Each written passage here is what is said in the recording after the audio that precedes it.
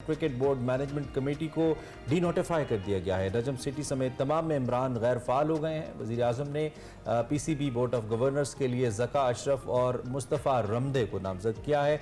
ये कंट्रोवर्सी पिछले काफ़ी दिनों से चल रही थी। अब ये ऊँट किस करवट बैठता है? ये इंतहाई अहम पोस्ट जिसको हर कोई लेना चाहता है, one of the most wanted post I must say इन पाकिस्तान, ये किस किस्से में आती है? दिस इज़ द क्वेश्चन जिसका जवाब हम तलाश करने की कोशिश करेंगे। बिल्कुल, ज़का अशरफ के लिए रास्ता बन गया है क्योंकि जरदारी साहब की बड़ी ख्वाहिश थी और उन्होंने कहा था कि पीसीबी जो चेयरमैन होंगे वो ज़का अशरफ होंगे। उनकी जानिब से जो नॉमिनेट किया गया था, नजम सेठी साहब ने कुछ दिन पहले ट्वीट किया था ट्विटर के ऊपर। उन्होंने कहा था कि जी मैं इस नॉमिनेशन से ही खुद को साइट पे कर रहा हूँ। उसके बाद जी क्या ताज़ा तरीन सूरत हाल है हमने आपको बताई है, इसी पे बात करेंगे। यूसुफ अंजुम साहब हमारे साथ मौजूद हैं, हमारे सीनियर स्पोर्ट्स जर्नलिस्ट भी हैं, उनको खुशामदीद। Thank you very much Yusuf साहब, बहुत शुक्रिया।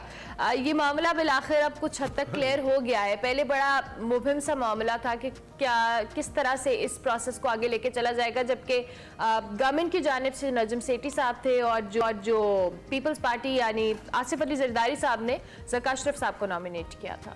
जी बिल्कुल, लेकिन ये जो सफ़र है ज़का अशरफ के लिए इतना आसान नहीं लग रहा बनस्बत इस वक्त जब ज़का अशरफ से इससे पहले जो 2013 और 2014 में आए थे, तो अब उनके लिए थोड़ी मुश्किलात ज़रूर हैं। इसमें कानूनी कुछ पहलू हैं जिनके पर रोशनी डालना ज़रूरी है। वो ये कि जब रमीज़ राजा की रुखसती के बाद 6 माह दिए गए थे नजम सेठी और उनकी कंपनी को, जो मैनेजमेंट कमेटी के उन्होंने काम किया, उन्होंने बोर्ड ऑफ गवर्नर बनाना था जिसमें 2014 के आइन के मुताबिक रीजन का क़याम था, दोबारा इलेक्शन वगैरह करवाने थे। उस सारा प्रोसेस करने के बाद उन्होंने अब ये स्टेज एक बनाई थी कि नजम सेठी साहब को दोबारा यहाँ पर चेयरमैन पीसीबी 3 साल के लिए लाया जाए। लेकिन फिर अचानक ज़का अशरफ इसमें बीच में आकर उन्होंने मजबूरन सियासी प्रेशर की वजह से बैकफुट पे जाना पड़ा नजम सेठी साहब को।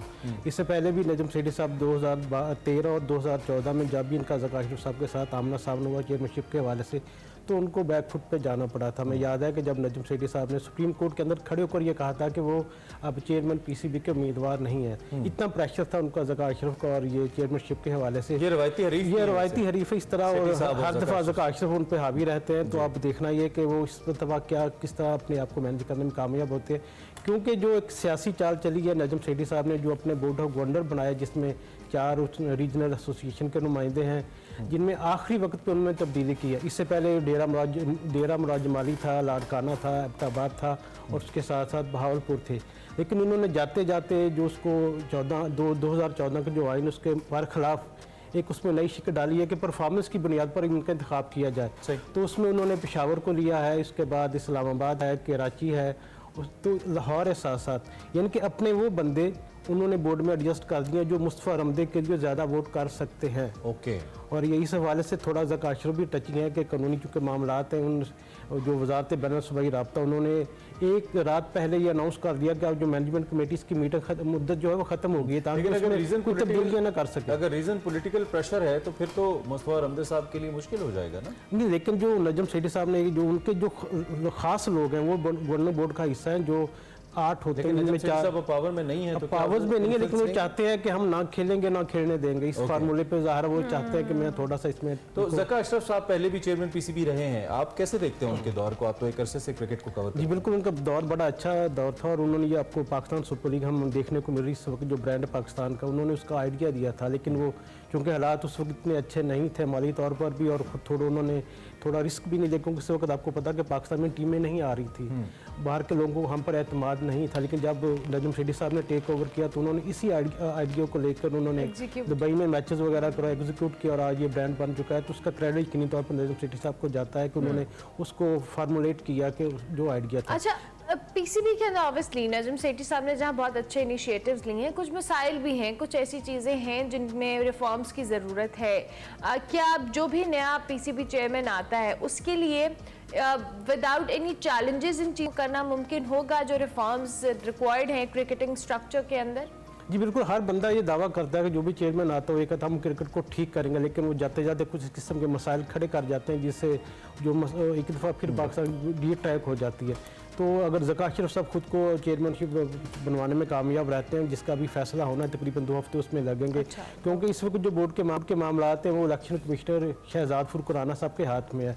जो बोर्ड ऑफ गवर्नर्स हैं 8 लोग वो हैं, 2 लोग जो नॉमिनेट किए हैं पैटर्न वज़ीर आज़म ने, तो उन 10 में से एक बंदे का इंतखाब होना है जिसको वो चेयरमैन कहा जाए। आमतौर पर ये होता है कि जो नॉमिनेशन में पहले नंबर पर होता है, जैसा कि इस दफ़ा ज़का अशरफ है, उन्हीं का इंतखाब किया जाता है। लेकिन इस दफ़ा थोड़ा सा कानूनी हमें मसाइल का सामना करना पड़ सकता है, क्योंकि अगर वो वजारत बैनुल-अज़्ज़मी रब्ता के कहने पर ये सारी चीज़ें होती हैं, तो फिर जो पेशावर और इस्लामाबाद के लोग हैं ये अपना अदालत में भी जा सकते हैं। तो ज़का अशरफ अगर कामयाब हो जाए तो उनके सबसे बड़ा चैलेंज होगा एशिया कप, उसके 4 मैचेस पाकिस्तान में होने हैं। नजम सेठी साहब जब चेयरमैन आते हैं, क्योंकि हमने ज़का अशरफ साहब को भी देखा, दीगर चेयरमैन को भी देखा, एक इंप्रेशन ज़रूर आता है कि ही कनेक्ट्स विद द पीपल।